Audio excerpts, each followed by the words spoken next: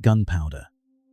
How the search for immortality created the most destructive weapon in history. History of gunpowder. History of materials. Sometime in the 9th century AD, in a laboratory in Tang Dynasty, China, a Taoist alchemist made the most important mistake in military history.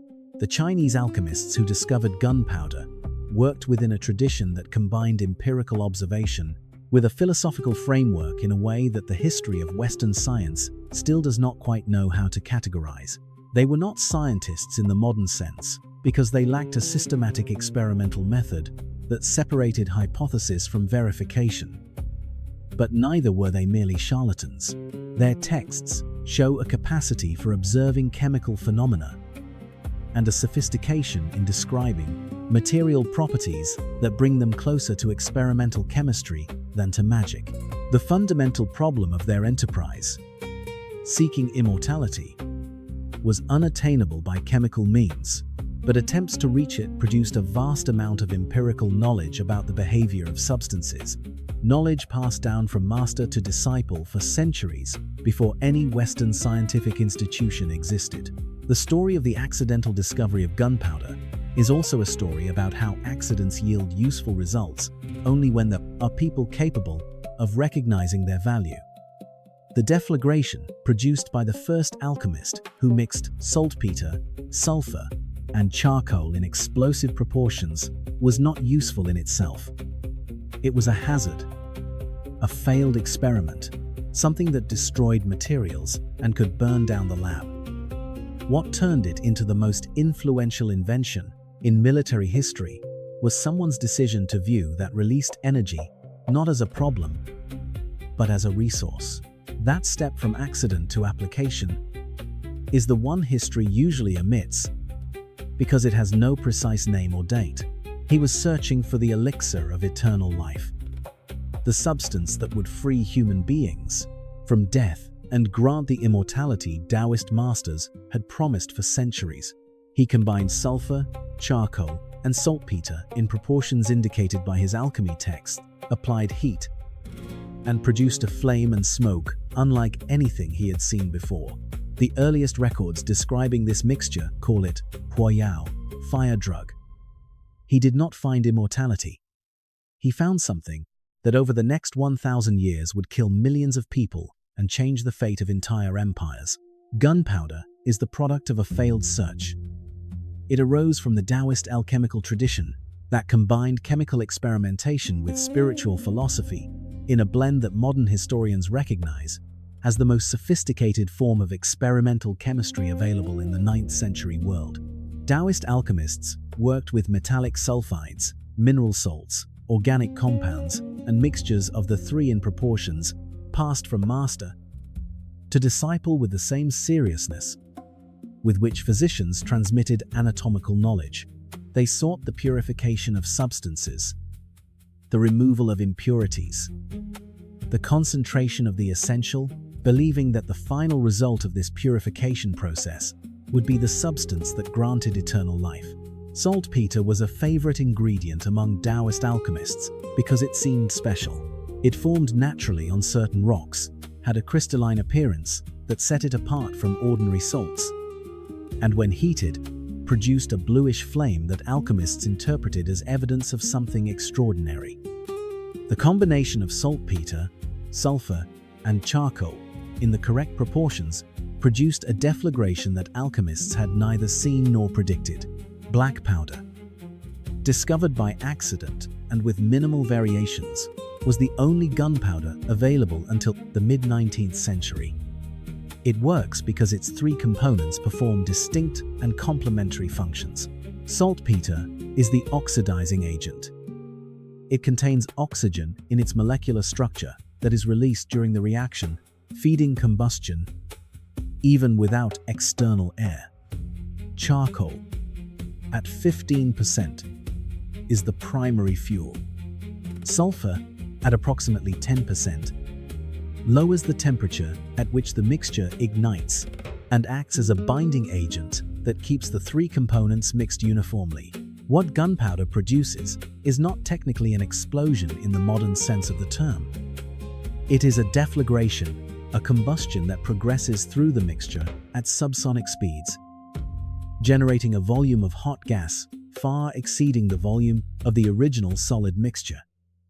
In a confined space, the chamber of a cannon or the barrel of a firearm, that rapidly expanding gas generates the pressure that expels the projectile. In an open space, as when gunpowder is used in fireworks or surface demolition charges, it simply burns with a characteristic flame and smoke.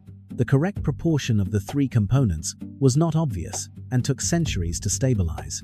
9th century Chinese alchemical texts experimented with different proportions for different purposes.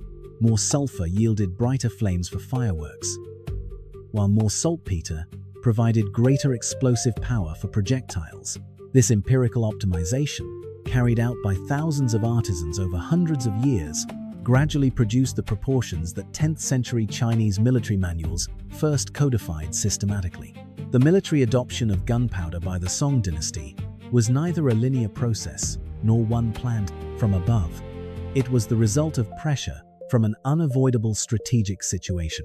The nomadic armies of northern China, with their fast cavalry and open-field maneuverability, held advantages that Song infantry armies could not offset through conventional military methods of the era.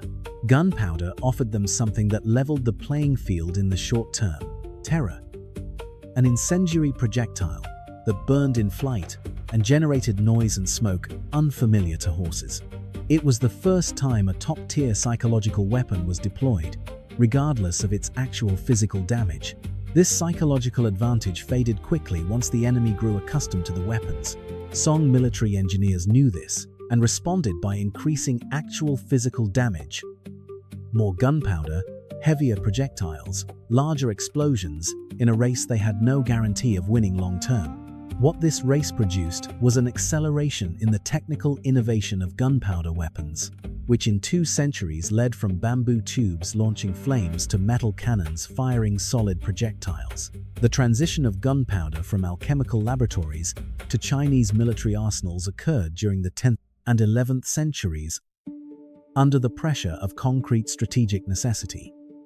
The Song dynasty faced persistent threats along its northern borders.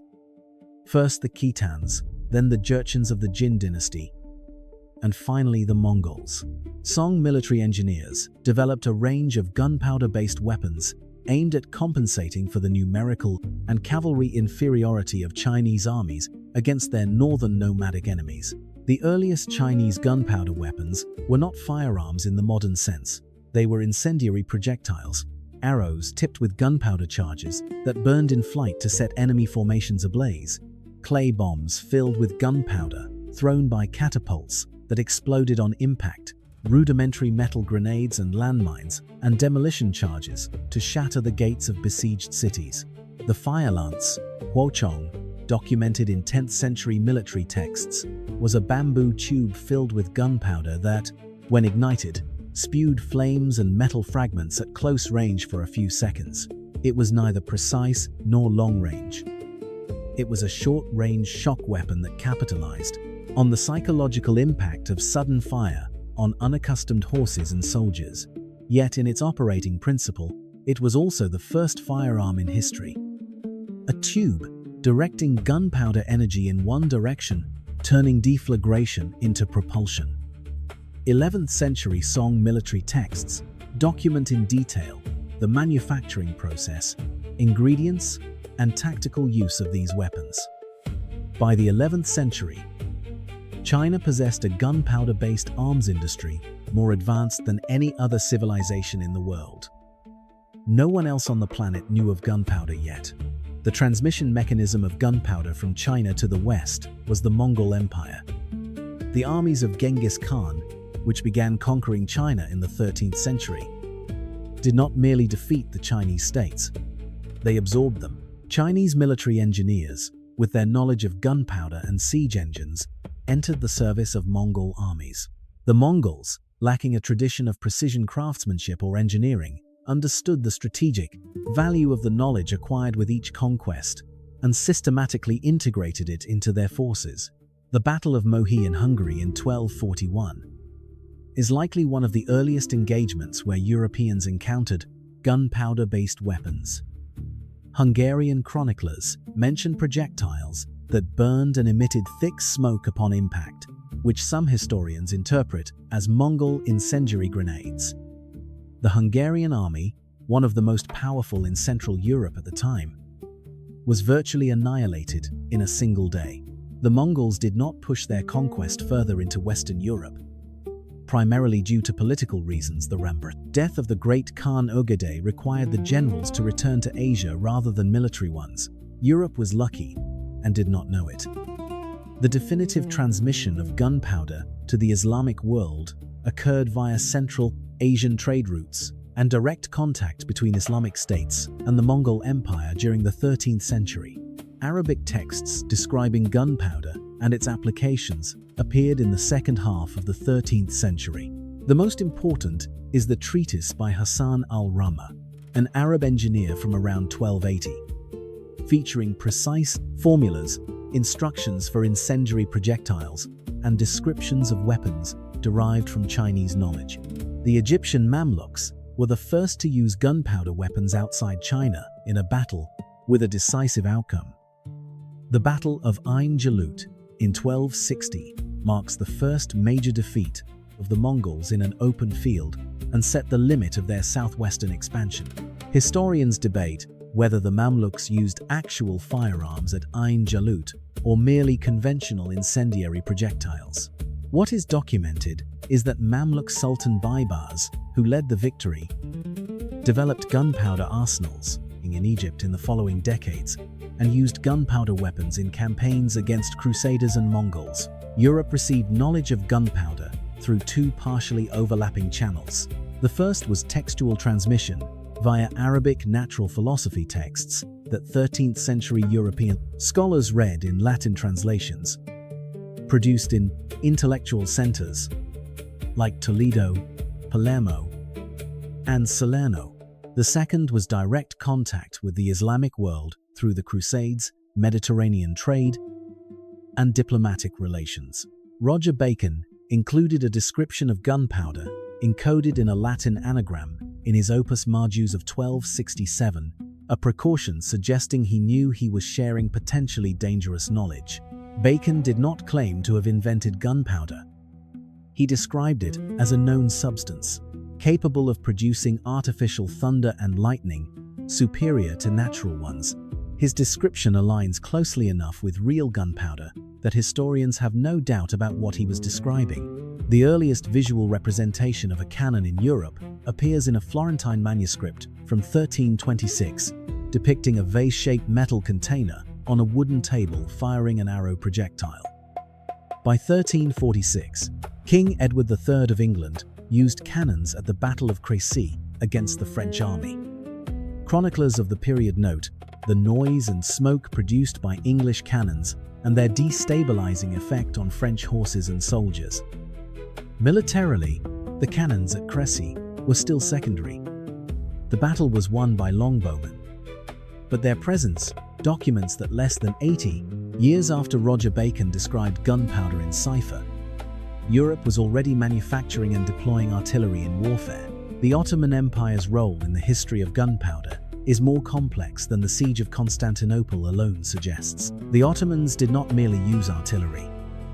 They built one of the most sophisticated and well-organized gunpowder production systems of the late medieval world. The Janissaries, the Ottoman elite infantry, were among the world's first military corps systematically armed with handheld firearms.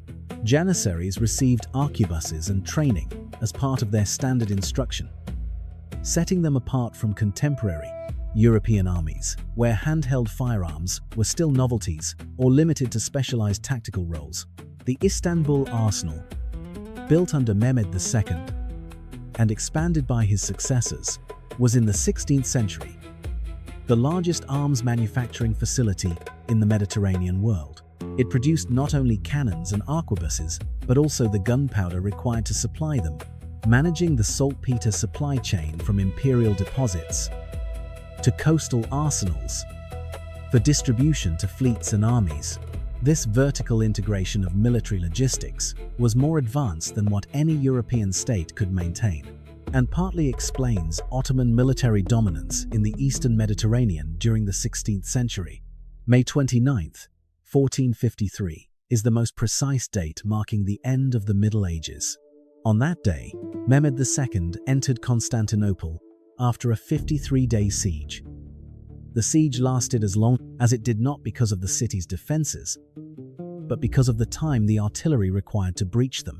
The walls of Constantinople had been impregnable for 1,000 years, not a rhetorical claim, as the city had withstood over 20 major sieges since its founding in AD 334. Its walls, built under Theodosius II with 3 parallel lines, an outer moat, a low wall, and a high wall exceeding 12 meters, had proven capable of resisting every known siege technique. Arabs, Bulgars, Rus, and Crusaders had all attempted to take the city by force and failed. Mehmed arrived before Constantinople's walls with artillery unprecedented in any prior siege. The chief engineer was Urban, a Hungarian founder who had first offered his services to Emperor Constantine XI, who could not afford them, and then to Mehmed II, who could. The Sultan's financial generosity attracted the finest founder available in the mid-15th century Mediterranean, yielding a series of bronze cannons of a scale Europe had never seen. Urban's largest cannon could hurl stone projectiles weighing over 500 kilograms over 1.5 kilometers. The stone ball produced no explosion on impact. The gunpowder was in the chamber, not the projectile, but rather a kinetic impact that the Theodosian walls were not designed to absorb. Each shot created a breach that defenders repaired overnight and cannons reopened by day. The siege mathematics were relentless. Roughly 7,000 defenders against over 80,000 attackers, with cannons firing continuously. On May 29th, the walls collapsed and Mehmed entered the city. The fall of Constantinople was not merely the end of the Byzantine Empire. It was the ultimate proof that gunpowder had rendered obsolete the defenses built by medieval architecture over centuries. European castles and city walls, constructed on the assumption of invulnerability, given sufficient defenders, lost that status in 53 days of Ottoman bombardment. European military engineers began designing new fortifications, gun ports, bastions, and angled trace Italian earthworks to deflect shot impact that would replace vertical medieval walls. The democratization of violence caused by gunpowder is perhaps its most profound social outcome. In the medieval feudal system, warfare was the monopoly of a social class that invested years of training and fortunes in equipment to become knights. An armored warrior with lance and sword mounted on a warhorse represented a social and economic investment far beyond the reach of most peasants. In feudal logic, this investment justified the knightly class's privileges. If they alone were capable of waging war, society had to support them. The arquebus, a portable firearm that spread through European armies in the 15th century, could be operated effectively after just a few weeks of training. A peasant who had never owned and could never afford a sword could, after brief practice, kill a fully armored knight from 30 meters away. Armor costing several years of a peasant family's income became useless against a lead bullet fired at high velocity. Jan Žižka, the Czech military commander who led Hussite armies between 1419 and 1424, was the first to grasp and systematically exploit the tactical implications of this democratization of violence. The Hussites were mostly Bohemian peasants and artisans, heretics in ecclesiastical terms, patriots in their own, facing crusader armies sent by the Pope and Holy Roman Empire to suppress them. Lacking heavy cavalry, expensive armor, and the logistical infrastructure of attacking aristocratic armies, Žižka provided something better: a tactic turning weaknesses into strengths. The Wagenburg, or wagon fort, was a formation where farm wagons were arranged in a circle, linked by chains, forming a mobile barrier behind which arquebuses could fire, protected from cavalry charges. Knights charging the Wagenburg found their horses unable to breach the wagons, while their armor failed to stop arquebus rounds. The circular formation offset Hussite numerical inferiority. Zizka won every battle he commanded, winning his final victories while completely blind, having lost both eyes in earlier battles and directing forces via verbal reports from officers.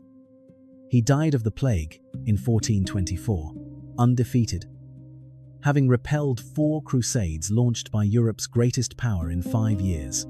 His victory was possible because he understood gunpowder had changed the nature of warfare before his enemies did. The logistical bottleneck gunpowder created for every adopting army was saltpeter. Sulfur could be sourced from accessible natural deposits in Italy, Iceland, and the Eastern Mediterranean. Charcoal was producible anywhere with sufficient forests. Saltpeter, or potassium nitrate, was the limiting factor. It formed naturally only in specific climates. Caves where bats accumulated guano over centuries, arid regions of the Middle East, India, and later the saltpeter deposits of Chile. In humid, temperate Europe, natural saltpeter was scarce. European states solved this through the nitriary industry artificial saltpeter beds. 14th and 15th century military engineers discovered that potassium nitrate formed naturally in soil-absorbing, decomposing organic matter, manure, urine, and plant waste. By constructing soil beds mixed with manure and watering them with urine, bacterial activity produced potassium nitrate, which was extracted by leaching the soil and evaporating the solution. Nitriaries became strategically critical installations across European states maintaining artillery. Under Louis XIV, France established a royal saltpeter administration, with inspectors touring the realm to inspect stables, yards, and latrines, to ensure producers possessed the necessary manure. In some cases, inspectors held legal rights to private owners' manure, generating disputes documented in court archives with detailed irritation unique to fecal matter litigation. India was the world's largest natural producer of saltpeter until the discovery of Chilean nitrate in the 19th century.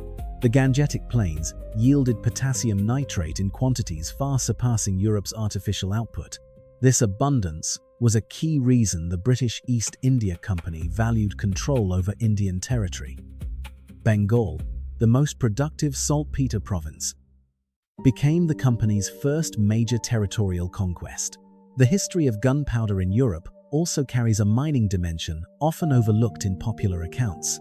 Artificial saltpeter from nitriaries met European peacetime military needs, but proved insufficient during intense warfare. The European wars of religion in the 16th and 17th centuries consumed gunpowder in quantities unimaginable in prior eras, driving demand that domestic resources could not satisfy. Some states turned to trade with India. Indian saltpeter arrived in Europe via Portuguese, Dutch, and English trade routes, with prices fluctuating wildly. During wartime, a market specialized merchants exploited. A vessel arriving in London or Amsterdam with Bengal saltpeter during a military escalation could sell its cargo at 5 to 10 times its purchase cost. During the 16th and 17th centuries, saltpeter was among the most speculative commodities in European trade, as warring states required gunpowder regardless of price. This reliance on Asian saltpeter drove European colonial expansion into Asia. While not the sole factor, it remained a vital strategic element. States controlling saltpeter sources held a clear advantage over those forced to buy on open markets. India possessed saltpeter. Europe possessed ships and armies. The connection between those two realities remains a chapter of gunpowder history rarely highlighted in military history books. The gunpowder, accidentally discovered by Taoist alchemists in the 9th century, took 400 years to reach Europe, and another 200 to transform the continent it encountered. The path it traveled: China, Mongols, Islam, Bacon, the cannons of Crécy, the walls of Constantinople, Zhizka's arquebus was neither predetermined nor the shortest possible. It was the historical path shaped by conquests, trade, and texts coordinated by no central authority. The world that emerged was modern, armed with a substance no one had sought, and whose ultimate utility remained unknown until put to use. Gunpowder transformed not only how war was waged, but who waged it, in whose name, and with what resources. Armies capable of funding artillery and saltpeter held an advantage independent of individual soldier valor or commander experience. War grew industrial before industry existed, requiring supply chains, centralized raw material production, transport logistics, and financial management that only the most powerful states could sustain continuously. This transformation favored centralized monarchies over dispersed feudal lords.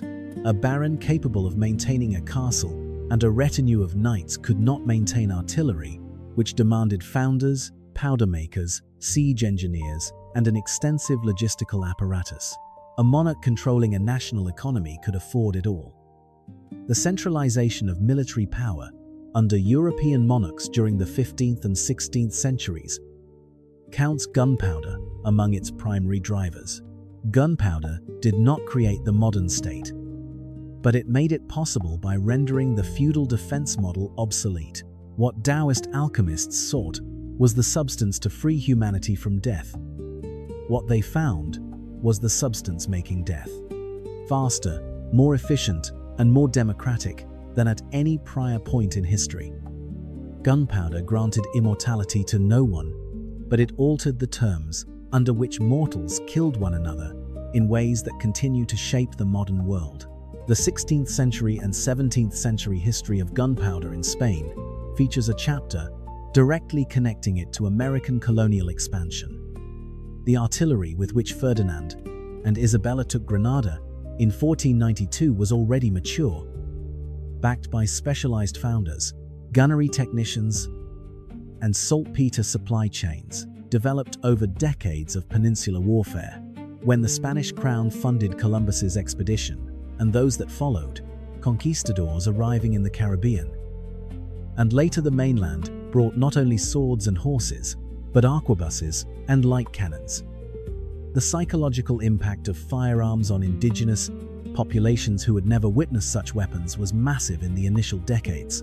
Cortés conquered the Aztec Empire with fewer than 600 men and arquebuses, whose effect on Aztec warriors mirrored that of early song weapons on northern nomads. Terror before the unknown.